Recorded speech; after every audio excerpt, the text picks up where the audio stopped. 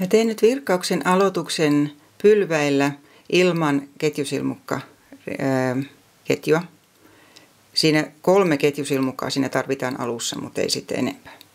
Eli 1, 2, 3. Ihan tavallisia ketjusilmukoita.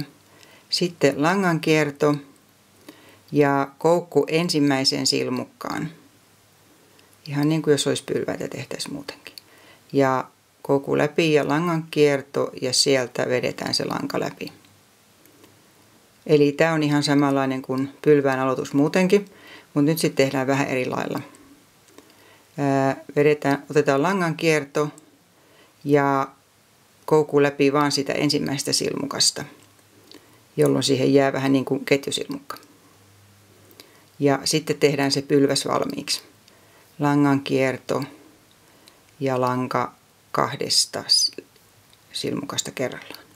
2 kertaa, niin nyt se pylväs on valmis. Sitten uudestaan langankierto. Sitten mennään siihen, mikä äsken tehtiin. Ja otetaan siitä silmukasta molemmat puolet, eli se etuosa ja sen takaosa. Näin. Langankierto ja lanka läpi siitä. Ja sitten taas langankierto ja siitä yhdestä silmukasta läpi. Et siihen alkaa vähitellen muotoutua sellainen ketjusilmukkarivistö tavallaan niiden pylväiden alareunoihin.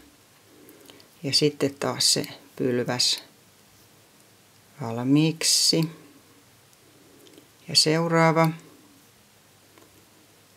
Mennään taaksepäin näihin ja otetaan niistä molemmat puolet sitä silmukkaa.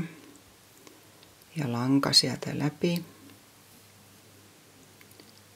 Langankierto, se 1 silmukka ja pylväs valmiiksi. Eli nyt me nähdään, että tässä alkaa niin kuin muotoutua sellainen, että tämä vaan ihan jatkuu niin kuin tänne päin vaikka kuinka pitkälti. Nyt mä oon tehnyt sitä vähän enemmän. Eli tässä näkyy paremmin, miten se tulee. Sitten tulee aika siisti aloitus. Mä teen nyt vielä yhden.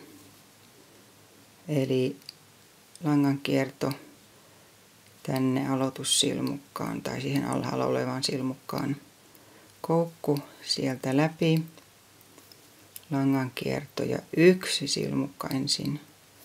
Ja sitten pylväs valmiiksi.